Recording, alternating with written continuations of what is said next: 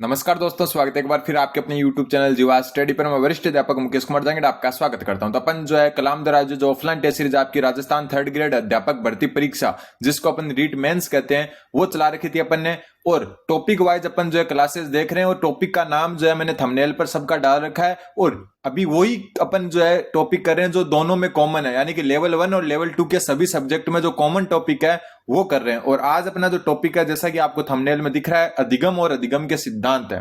और आज का जो सबसे पहला क्वेश्चन है वो है रॉबर्ट गेने के अधिगम सोपानकी में व्यवहारवादी पक्ष का सर्वोच्च चरण है। तो देखो रॉबर्ट गेने जो है इन्होंने जो है आपका जो सोपानकी सिद्धांत दिया था उसमें कुल 8 प्रकार के अधिगम बताए थे। यहां मैं बना देता हूं उनको 8 प्रकार को, फिर अपन अलग आगे बात करेंगे। रॉबर्ट गेने का जो सोपानकी सिद्धांत है 1, 2, 3, 4, 5, 6, 7 और 8। अब नाम लिख देते हैं इनका, फिर अपन इसके आगे चर्चा करेंगे। सबसे नीचे आता है आपका संकेत अधिगम। ठीक है, अधिगम नाम नहीं लिख रहा, मैं डायरेक्ट लिख रहा हूं। अब आगे फिर उद्दीपन अनुक्रिया अधिगम, उद्दीपन अनुक्रिया अधिगम। ठीक है, तीसरे नंबर पर जो आता है वो आता है आपका सरल श्रृंखला अधिगम, सरल श्रृंखला अधिगम। चौथे नंबर पर आता है शाब्दिक साहचर्य अधिगम। क्या आता है? शाब्दिक साहचर्य अधिगम। इन 4 को इसी हिसाब से लिखता हूं, आगे दूसरे कलर में लिखता हूं मैं आपको, कारण क्या है वो अभी बताऊंगा। ठीक है, इसके बाद में आएगा आपका विभेदन अधिगम। कौन सा? विभेदन अधिगम। विभेदन के बाद में जो आएगा वो आएगा संप्रत्यय अधिगम। संप्रत्यय के बाद में आएगा सिद्धांत। इनको क्रम से याद रखना पड़ेगा आपको। और सिद्धांत के बाद में आता है समस्या समाधान अधिगम, समस्या समाधान अधिगम। ठीक, ये जो है रॉबर्ट गेने ने 8 अधिगम के प्रकार बताए थे। इनमें से जो शुरुआत के 4 हैं, शुरुआत के 4 हैं, ये आपके किससे संबंधित है? व्यवहारवाद से। किससे? व्यवहारवाद से। और ऊपर के जो 4 है आपके, ऊपर के जो 4 हैं ये आपके संज्ञानवाद से संबंधित है। किससे? संज्ञानवाद से संबंधित है। और ये जो है इधर सरल से जटिल की तरफ जाते हैं, सरल से जटिल की तरफ जाते हैं। तो क्वेश्चन अब कैसे कैसे यहां से बन सकते हैं वो मैं बता देता हूं। सबसे पहले क्या बन सकता है कि सबसे सरल अधिगम कौन सा है? तो संकेत अधिगम। और सबसे जटिल कौन सा है? समस्या समाधान अधिगम। ठीक है, रॉबर्ट गेने का जो सोपान के सिद्धांत है उसमें। अब ये क्वेश्चन बोले कि निम्नतम कौन सा है? तो निम्नतम है आपका संकेत अधिगम। और उच्चतम कौन सा है? समस्या समाधान अधिगम। अब यहां पर क्वेश्चन क्या बोल रहा है कि व्यवहारवादी जो पक्ष है उसका सर्वोच्च चरण कौन सा है? व्यवहारवादी पक्ष का सर्वोच्च चरण पूछा है। तो व्यवहारवादी का सर्वोच्च मतलब व्यवहारवादी पहले 4 है, तो व्यवहारवाद में सर्वोच्च यानी कि सबसे ऊपर कौन सा आता है? शाब्दिक साहचर्य या शब्द साहचर्य। ठीक है, उसके बाद संज्ञानवादी स्टार्ट हो जाते हैं। क्वेश्चन आ जाए ओवरऑल पूछे ना कि उच्चतम कौन सा है, तो समस्या समाधान। संज्ञानवाद में उच्चतम पूछे तो भी समस्या समाधान। संज्ञानवाद में निम्नतम पूछे तो विभेदन अधिगम। व्यवहारवाद में अगर जो है उच्चतम पूछे तो शाब्दिक साहचर्य। देखो अभी पूछा ना सर्वोच्च चरण कौन सा है? व्यवहारवाद का।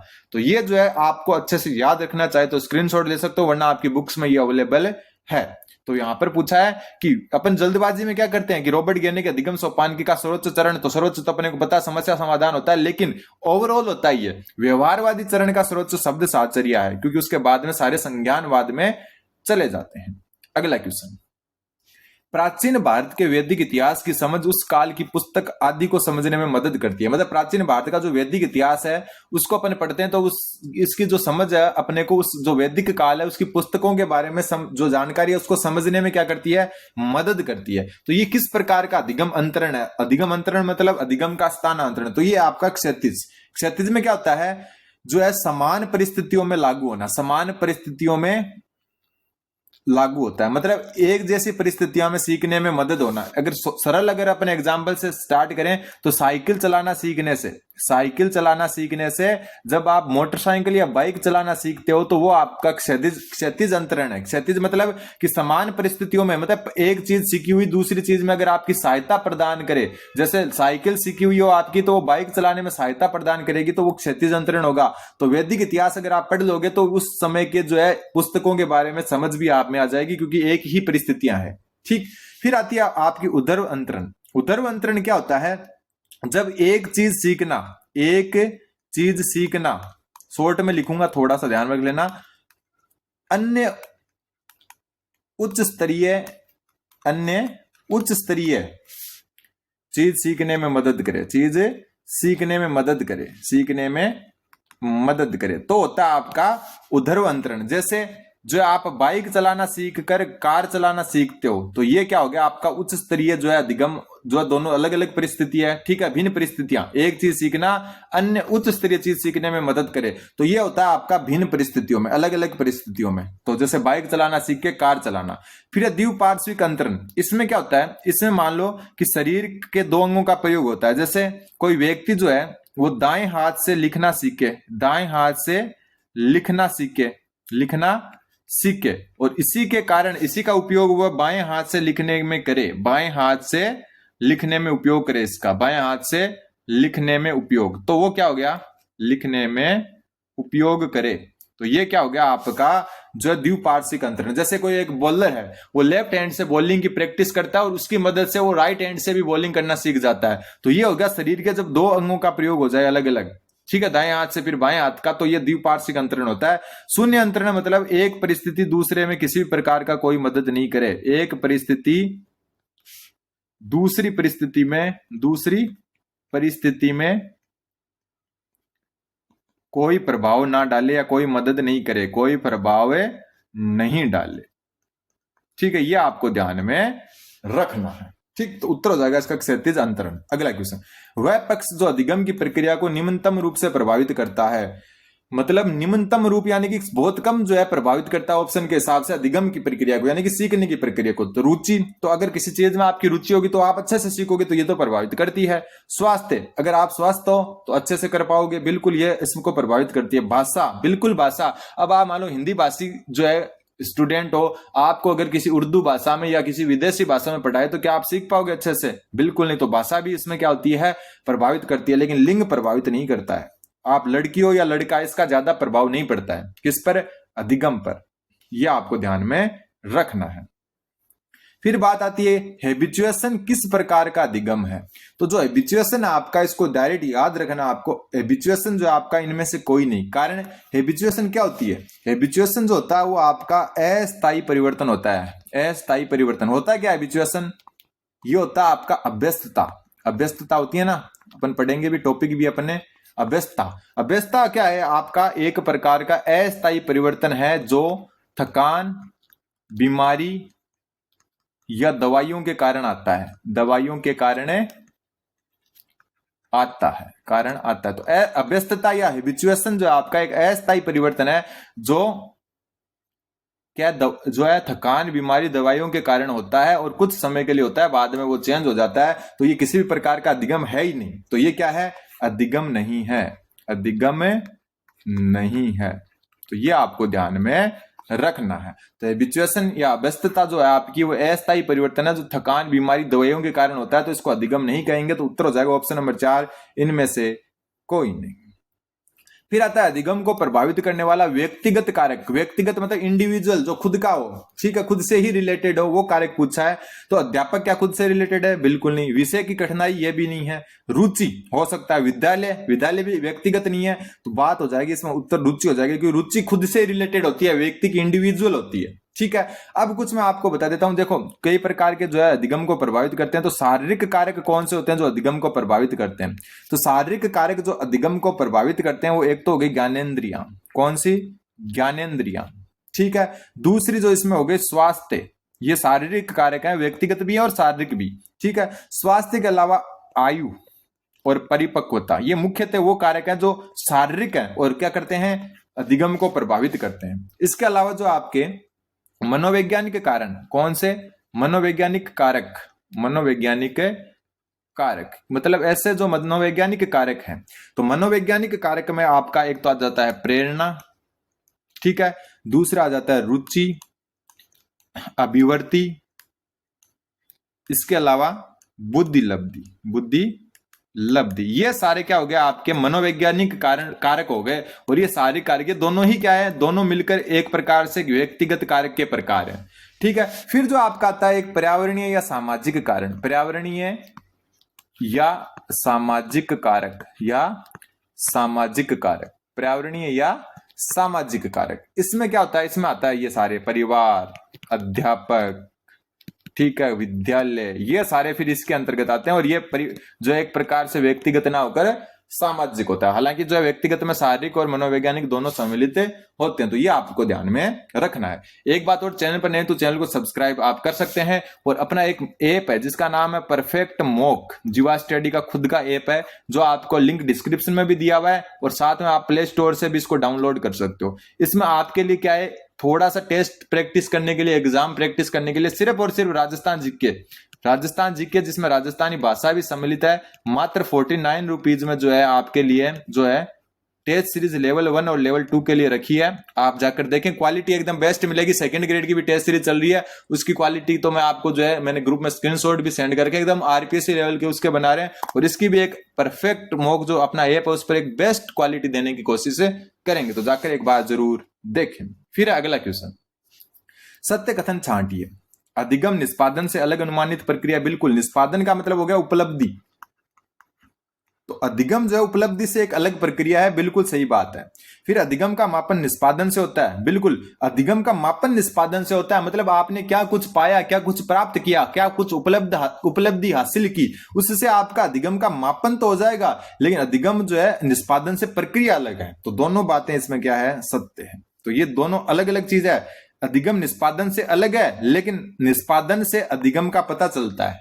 ठीक, अगला क्वेश्चन, क्वेश्चन नंबर 52, सत्य कथन को छांटिए। एक और आप जो है चैनल को जरूर जो है स्टूडेंट्स के साथ जो है शेयर करें, ठीक है। साइंस मैथ वालों के लिए मैं जो है सब्जेक्ट की क्लासेज 1-2 दिन में जो है ट्राई करूंगा लाने की, लेकिन वो अपने दूसरा जो चैनल है 35,400 सब्सक्राइबर वाला जीवा स्टडी टीचिंग एग्जाम, कौन सा, जीवा स्टडी टीचिंग एग्जाम, जिस पर 35,400 सब्सक्राइबर है, उस पर जो है मैं सिर्फ साइंस मैथ का जो सब्जेक्ट वाला पोर्शन है वो लाने की कोशिश करूंगा।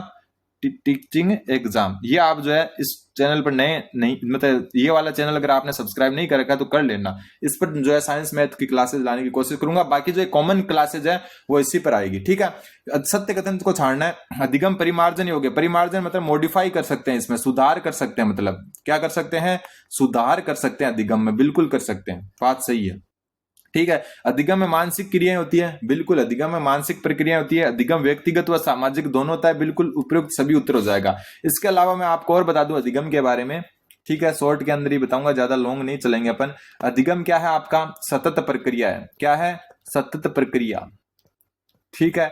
अधिगम सतत प्रक्रिया के साथ साथ सार्वभौमिक है। सार्वभौमिक मतलब पृथ्वी पर कहीं भी चले जाओ अधिगम रहेगा। सार्वकालिक है, मतलब हर काल में हर युग में जो है ये चलेगा, ठीक है। फिर अर्जित है, मतलब अपन इसको सीखते हैं, जन्मजात नहीं होता है अधिगम, ठीक है। सृजनात्मक है, अधिगम क्या है, सृजनात्मक है।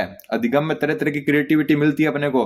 और अभी अधिगम में समायोजन निहित है। समायोजन मतलब एडजस्टमेंट अपन करते हैं ना, वो निहित है। तो ये भी 3-4-5 विशेषताएं, और प्लस में ये भी है, उत्तर हो जाएगा इसका उपयुक्त सभी।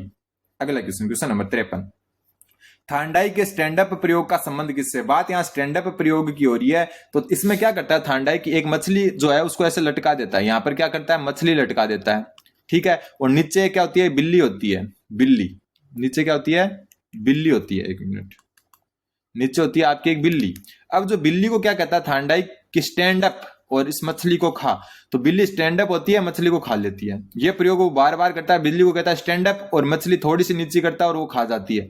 अब जो है स्टैंड अप करते करते मछली क्या होती है, लास्ट में अगर जो है मछली को हटा देते हैं ना, फिर भी बिल्ली को ये बोलते हैं ना स्टैंड अप, तो बिल्ली खड़ी हो जाती है, ठीक है। 2 टांग पर ऐसे खड़ी हो जाते हैं ना, तो ये जो है मछली हटाने के बाद में भी चला जा रहा है, इसका मतलब ये शास्त्रीय अनुबंधन से संबंधित है। भले ही शास्त्रीय अनुबंधन पावलाव से संबंधित हो, लेकिन जो आपका थांडाइक है उसका जो स्टैंड अप प्रयोग है ये भी सेम शास्त्रीय अनुबंधन का ही उदाहरण है, ठीक है। संयोजनवाद या संबंधवाद भी कहते हैं इसको, संयोजनवाद या संबंधवाद, ये भी आपका थांडाइक से संबंधित है। किससे, थांडाइक से संबंधित है। गेस्टर्डवाद पता ही आपको किसके द्वारा, वर्दीमर जो है आपका उनके से रिलेटेड है, मैक्स वर्दीमर। तो ये स्टैंड अप प्रयोग जो है थांडाइक का वो शास्त्रीय अनुबंधन पर आधारित है। फिर अगला क्वेश्चन, माँ यदि बच्चे से कहे कि पहले कमरे की सफाई करो फिर दोहतों के साथ खेलने जाना है, तो ये है दोहतों मतलब एक बालक का नाम है, ये इसको ज्यादा मत समझना, ठीक है। माँ एक बच्चे को क्या कह रही है कि पहले कमरे की सफाई करो और फिर दोहतों के साथ खेलने जाओ, तो ये किसके अंतर्गत आता है, क्या ये चेपिंग है, चेनिंग है, प्रीमेक है या सतत पुनर्बलन है, तो ये प्रीमेक है। प्रीमेक में क्या होता है मैं आपको बता देता हूं कि ये क्या होता है प्रीमेक, इसमें पहले क्या है, मान लो कि अपने को पसंद है, कोई पसंद की क्रिया करवाने के लिए, पसंद की क्रिया शॉर्ट में बता रहा हूं, करवाने के लिए, या पसंद को हम कह सकते हैं वांछित, क्या वांछित क्रिया करवाने के लिए पहले अप्रिय या अवांछित क्रिया करवाई जाए, अप्रिय या अवांछित क्रिया करवाई जाए, अवांछित क्रिया करवाई जाए। जैसे समझाता हूं अभी, देखो करवाई जाए कैसे, जैसे अपने लिए खेलना क्या है, बच्चे के लिए वांछित या प्रिय क्रिया है, पसंद की क्रिया है, ठीक है, लेकिन उसको कराने से पहले वो क्या कहती है बच्चे को कि सफाई करो कमरे की तभी खेलने जाने दूंगी, तो मतलब वो एक अप्रिय और अवांछित क्रिया करवाई जा रही है, मतलब कि अवांछित क्रिया करो फिर जाओ खेलने, फिर वांछित क्रिया कर सकते हो। तो ये होती है आपकी प्री मैपिंग। चेनिंग और शेपिंग, इन दोनों को भी थोड़ा सा समझ लेते हैं अपन, क्योंकि ये भी जो है इंपॉर्टेंट है। सबसे पहले अपन बात करें शेपिंग की। शेपिंग होती है कि एक साधन जिसके अंतर्गत मतलब हर अपेक्षित व्यवहार पर, हर अपेक्षित व्यवहार पर पुनर्बलन दिया जाए, व्यवहार पर पुनर्बलन दिया जाए, मतलब हर अपेक्षित व्यवहार पर पुनर्बलन देंगे तो ये शेपिंग हो जाएगा, ठीक है। चेनिंग, चेनिंग में पूरी अनुक्रिया, पूरी की पूरी अनुक्रिया के अंत में, जो अनुक्रिया के अंत में जो है पुनर्बलन दिया जाए। जैसे अभी मैं बताऊंगा थोड़ा सा एग्जांपल जिससे अच्छा समझोगे आप, पुनर्बलन दिया जाए, थोड़ा समझ लेना, लिखूंगा नहीं, अब मैं समझाऊंगा सिर्फ। शेपिंग और चेनिंग दोनों की दोनों आपकी क्रिया प्रसूति सिद्धांत से संबंधित है। किससे? क्रिया प्रसूति सिद्धांत, जो किसने दिया था? स्किनर ने। अब देखो चेनिंग क्या होती है? पूरी अनुक्रिया के अंत में पुनर्बलन दिया जाए, और शेपिंग होती है हर अपेक्षित व्यवहार या अनुक्रिया पर पुनर्बलन दिया जाए। जैसे एक लड़की जो है डांस सीखती है, क्या करती है? डांस सीखती है। डांस सीखती है, पहले स्टार्टिंग में अपन क्या करते हैं कि मान लो कि 10 स्टेप का डांस है। कितने स्टेप का है? 10 स्टेप का डांस है। उन हर 10 स्टेप पर मान लो कि उसको कुछ पुरस्कार देते हैं, कुछ प्रशंसा करते हैं, तो उसको क्या कहते हैं? शेपिंग। मतलब हर एक व्यवहार पर, हर एक अनुक्रिया पर जो है, हर 10 स्टेप में, हर स्टेप के बाद उसको क्या कर रहे हैं अपन? पुनर्बलन दे रहे हैं, या कुछ इनाम दे रहे हैं, कुछ प्रशंसा कर रहे हैं। तो ये हो गया आपका शेपिंग, हर अपेक्षित व्यवहार पर दे रहे हैं।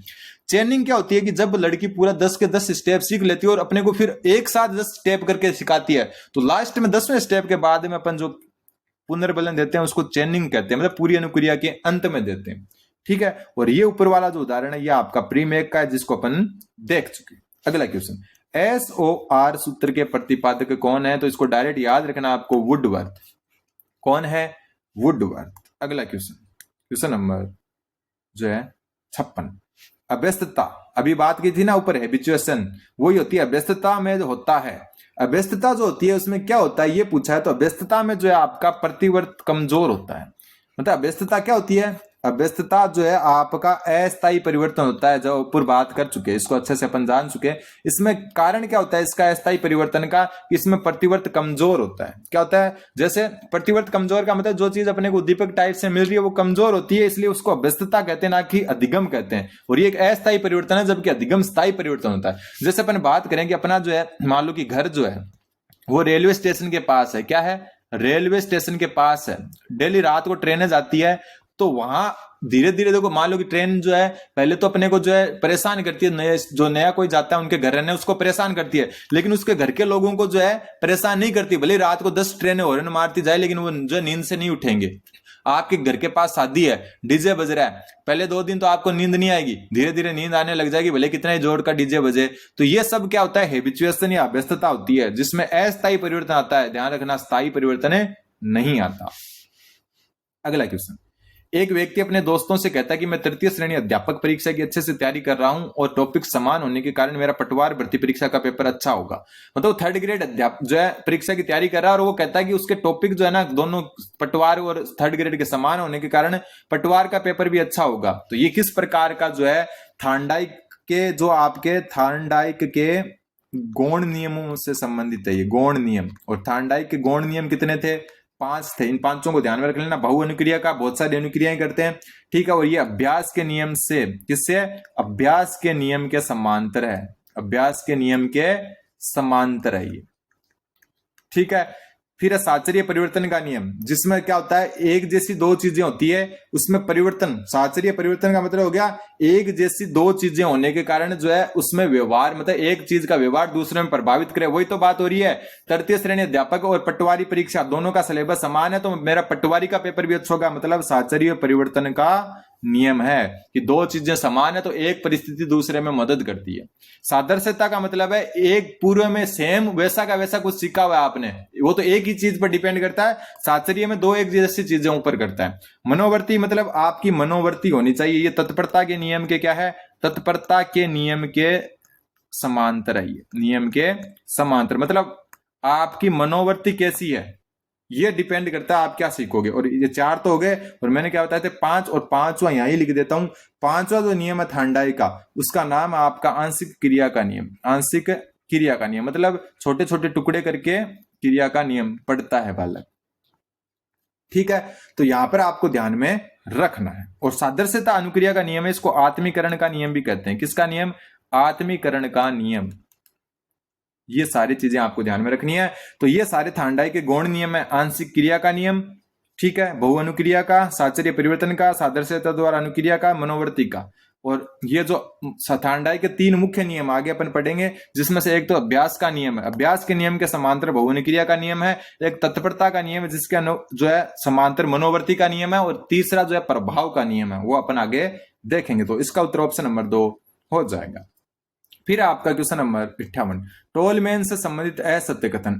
टोलमैन, इन्होंने एक सिद्धांत दिया था जिसको चिन्ह सिद्धांत कहते हैं। टोल जो होता है, टोल प्लाजा, उस पर चिन्ह होते हैं ना बहुत सारे, तो ये हो गया आपका चिन्ह सिद्धांत, ठीक। अब टोलमैन के बारे में जो आपको ध्यान में रखना है, टोलमैन ने जो है क्या बातें बताई कि जो भी अधिगम होता है वो लक्ष्य केंद्रित होता है। ये बात बताई उसने, क्या होता है, लक्ष्य तो केंद्रित होता है, लेकिन जो है अनुक्रिया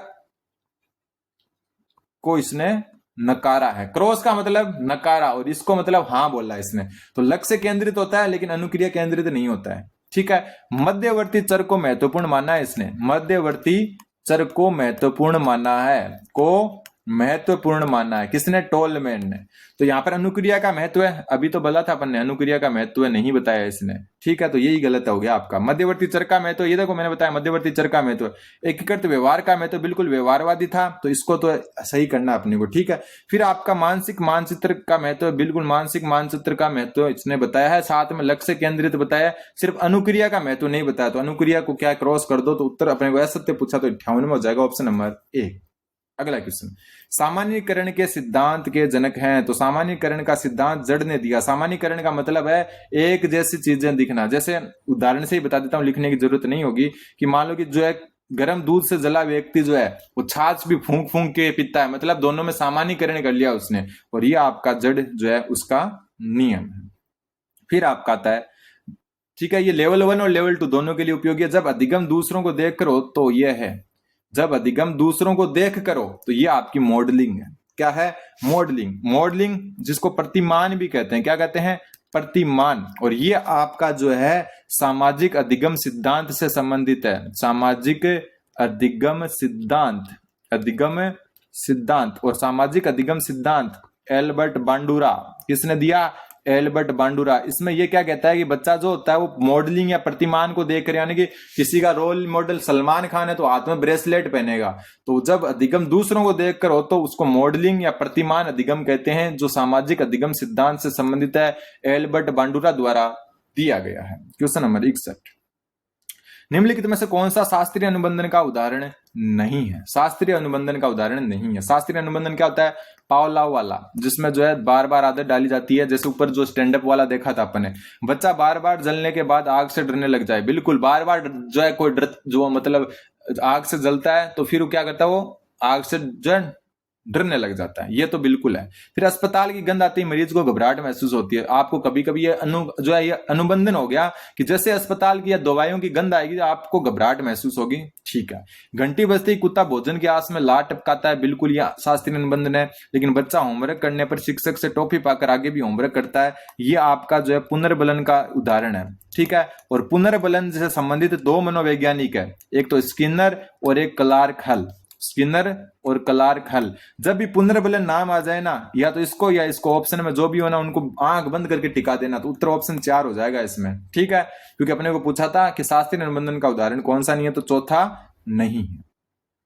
फिर आपको जो है थांडाई के जो 3 नियम है, जिनको मुख्य नियम कहते हैं, प्रभाव का नियम, अभ्यास का नियम, तत्परता का नियम, इसमें से जो ABC नियम है उसमें कौन सा किस प्रकार का जो है नियम है वो अपने को चुनना है। सबसे पहले हम बात करें, एक बच्चा साइकिल चलाना सीख रहा है, शुरू में गिरता है, चोट खाता है पर रोज प्रैक्टिस करने से आखिरकार बैलेंस पकड़ लेता है। तो ये अभ्यास का नियम है। किसका नियम है? अभ्यास का नियम। साफ पता चल रहा है अपने को, इसमें तो कुछ है ही नहीं, अभ्यास का नियम। फिर बात आती है आपकी, एक लड़की ने गलती से सही उत्तर दे दिया और उसे क्लास में वाहवाही मिली, अब वह और भी ध्यान से उत्तर देती है। तो यह है प्रभाव का नियम। किसका? प्रभाव का नियम। प्रभाव का नियम की एक विशेषता है, इसमें संतोष और असंतोष दो नियम लागू होते हैं। संतोष और असंतोष, मतलब जिन चीजों से अपने को संतोष मिलता है, संतोष यानी कि अच्छा प्रभाव होता है, उस पर अपन अनुक्रिया ज्यादा अच्छी करते हैं। ठीक है। फिर एक छात्र का मन खेलने में लगा है, वह थका हुआ है और भूखा भी है, इसलिए वो टीचर का नया चैप्टर पढ़ाने पर भी उसके दिमाग में कुछ नहीं बैठ रहा। तो यह है तत्परता का नियम। तत्परता का नियम क्या कहता है? तत्परता का नियम या इसी का दूसरा नाम है तैयारी का नियम। कौन सा? तैयारी का नियम। यह कहता है कि जब तक बालक पूर्ण रूप से मनोवर्ती नहीं होगी उसकी पढ़ने की, तब तक नहीं पढ़ेगा। जैसे कि वो है ना एक, कि घोड़े को तालाब तक ले जाया जा सकता है, घोड़े को तालाब तक ले जाया जा सकता है, लेकिन पानी पीने के लिए बाध्य नहीं कर सकते, पीने के लिए बाध्य नहीं कर सकते। ये उदाहरण बहुत फेमस है, बाध्य नहीं कर सकते। ये तत्परता का ही नियम है। तो सबसे पहले अभ्यास है, फिर प्रभाव और फिर तत्परता। तो अभ्यास, प्रभाव, तत्परता, ऑप्शन नंबर 2 उत्तर हो जाएगा। अगला क्वेश्चन, क्वेश्चन नंबर 63। गुथरी या जो गथरी के अनुसार अधिगम में पुनर्बलन की भूमिका क्या है? ये बहुत अच्छी बात है और मैंने जो आपको एक चीजें बताई थी पहले भी और वापस भी बता देंगे। सबसे पहले क्या बोला है? सबसे पहले गथरी या गुथरी जो है, इसकी बात माने अपन तो ये एक नव व्यवहारवादी मनोवैज्ञानिक है, मतलब व्यवहारवाद से भी आगे है, नव व्यवहारवादी मनोवैज्ञानिक है। ठीक है। ये जो है सामीप्यता, क्या सामीप्यता पर जो है बल देता है, सामीप्यता पर बल, सामीप्यता पर बल, मतलब कि कोई चीज जो है पास आने पर ज्यादा सीखते हैं उससे। पुनर्बलन को ये नकारता है, ये भी ध्यान में रख लेना। पुनर्बलन को नकारता है, मतलब पुनर्बलन की भूमिका को नकारता है। तो पुनर्बलन अधिगम को मजबूत करता है, तो पुनर्बलन को ये हटा रहा है, पुनर्बलन को तो मानता ही नहीं है। पुनर्बलन केवल प्रेरणा बढ़ाता है, पुनर्बलन को तो बिल्कुल मानता ही नहीं है। ठीक है। तो हाँ, इसमें नेगेटिव में ही है। ठीक है। पुनर्बलन केवल प्रेरणा बढ़ाता है, अधिगम का कारण नहीं है। यही तो मैं बता रहा हूं, पुनर्बलन को नकारता हुआ अधिगम में। ठीक है। पुनर्बलन के बिना अधिगम असंभव है, तो ये तो नेगेटिव हो गया, क्योंकि पुनर्बलन तो ये नाम ही अच्छा नहीं लगता इसको, पुनर्बलन। फिर पुनर्बलन और समीपता दोनों समान रूप से जरूरी है? बिल्कुल नहीं। उत्तर ऑप्शन 2 हो जाएगा कि पुनर्बलन केवल प्रेरणा बढ़ाता है, अधिगम का कारण नहीं है। अधिगम का कारण इसने समीपता को मानना है। किसको माना है? समीपता को। ठीक है। तो ये आपको ध्यान में रखना है। पुनर्बलन 2 ही मनोवैज्ञानिक इन्होंने ध्यान दिया, एक स्किनर और एक क्लार्क हल, जिसको अपन पहले देख चुके। अगला क्वेश्चन, क्वेश्चन नंबर 64। कक्षा में बच्चों को नया शब्दावली सिखाया जा रहा है। कुछ बच्चे भूखे थे और ध्यान नहीं दे रहे थे। शिक्षक ने पहले हल्का नाश्ता कराया, अब बच्चे नए शब्द सीखने में अच्छा प्रदर्शन कर रहे हैं। हल के अनुसार इसका कारण क्या है? तो हल के अनुसार जो है इसका कारण क्या है, तो उत्तर हो जाएगा इसका ऑप्शन नंबर 2, अंतर्नोद न्यूनता का कारण। ठीक है। देखो, बच्चे क्या कर रहे थे, कोई शब्दावली सिखा रहा था टीचर, लेकिन सीख नहीं पा रहे थे। क्यों? क्योंकि बच्चे भूखे थे। पहले टीचर ने नाश्ता करवाया, बच्चे अच्छा प्रदर्शन कर रहे हैं, तो ये अंतर्नोद न्यूनता का कारण है। इसमें क्या कहता है जो है आपका, किसके बारे में? क्लार्क हल। हुल नहीं है, ये हल है। क्लार्क हल की बात हो रही है और क्लार्क हल अभी ऊपर पढ़कर आए हैं, पर पुनर्बलन को महत्वपूर्ण मानता है। तो क्लार्क हल क्या कहना चाहता है? क्लार्क हल कहना चाहता है कि, एक मिनट, क्लार्क हल कहता है कि अधिगम का आधार व्यक्ति की आवश्यकता होती है। व्यक्ति की आवश्यकता होती है, व्यक्ति की, मतलब उसको भोजन की आवश्यकता है, तभी वो अधिगम कर पाएगा, आवश्यकता होती है। ये चीज ध्यान में रखनी है। दूसरी बात आपको ध्यान में रखना है, स्किनर ने, क्योंकि अभी बात कर चुके, स्किनर ने इसको श्रेष्ठतम सिद्धांत कहा है। स्किनर ने श्रेष्ठतम सिद्धांत कहा है इसको। किसको? क्लार्क हल का जो सिद्धांत है, इसको अधिगम ने श्रेष्ठतम सिद्धांत कहा है। ठीक है। और क्लार्क हल का जो सिद्धांत है, ये समस्थिति पर जो है आधारित है। समस्थिति पर आधारित है। समस्थिति पर आधारित का मतलब क्या हो गया कि आपका जो आंतरिक शारीरिक संतुलन है, वो डिपेंड करता है कि आप कैसे सीखते हो। शारीरिक संतुलन, आंतरिक शारीरिक संतुलन आपके अधिगम में सहायक होता है। तो समस्थिति पर आधारित है। स्किनर ने इसको श्रेष्ठतम सिद्धांत कहा। इसके सिद्धांत का नाम है पुनर्बलन का सिद्धांत, कह सकते हैं अधिगम का पुनर्बलन सिद्धांत। अधिगम का पुनर्बलन सिद्धांत, अधिगम का पुनर्बलन सिद्धांत। ठीक। अगला क्वेश्चन, अधिगम क्या होता है? जब आवश्यकता होती है व्यक्ति को। क्वेश्चन नंबर 65, सुल्तान वन मानुष पर प्रयोग करने का संबंध जिस विचारधारा से, उसके जनक कौन है? तो इसका जो विचार है वो गेस्टल्टवाद से संबंधित है, और गेस्टल्टवाद के जनक कौन है? वर्दीमर। अब यहां पर आप बोलोगे कोहलर क्यों नहीं हुआ? कोहलर ने सूझ का सिद्धांत दिया था। क्या दिया था? सूझ का सिद्धांत। ठीक है, इसी को अंतर्दृष्टि का सिद्धांत भी कहते हैं। सूझ का जो सिद्धांत है ये अंतर्दृष्टि का सिद्धांत है। उसमें किस पर प्रयोग हुआ? अंतर्दृष्टि का सिद्धांत। इस पर प्रयोग हुआ आपका सुल्तान नामक वन मानुष का मतलब चिंपैंजी पर। प्रयोग किसने किया? कोहलर ने। लेकिन ये बोला कि जिस पर प्रयोग हुआ उसका जो विचारधारा है, और विचारधारा थी गेस्टल्टवादी विचारधारा, और इसके जनक है आपके वर्दीमर। लेकिन प्रयोग किसने किया? कोहलर। अगला क्वेश्चन, क्वेश्चन नंबर 66, टोलमैन वाला वापस देख लेते हैं।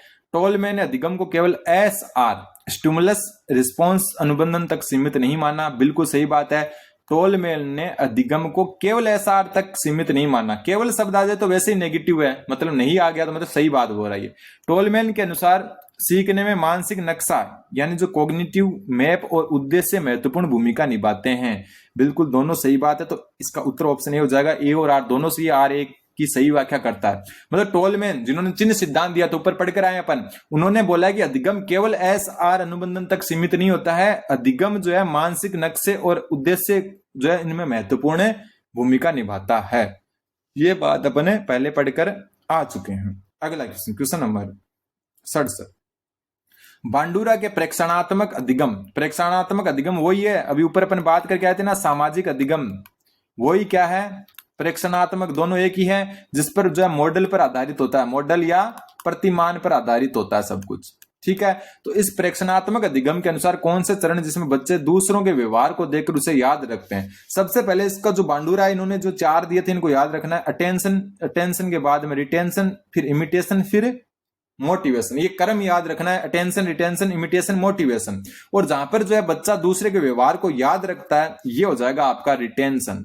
याद रखना, रिटेंशन का मतलब होता है स्मृति, और स्मृति मतलब याद रखना, तो इसमें होता है। अटेंशन में क्या होता है? ध्यान देना, किसी व्यवहार पर ध्यान देना। इमिटेशन, उस व्यवहार को अपने जीवन में अनुकरण करना यानी उतारना। और मोटिवेशन का मतलब क्या हो गया? मोटिवेशन में क्या होगा? इस क्रिया को करने की इच्छा, करने की इच्छा, ये होती है मोटिवेशन। तो ये चीज ध्यान में रख लेना।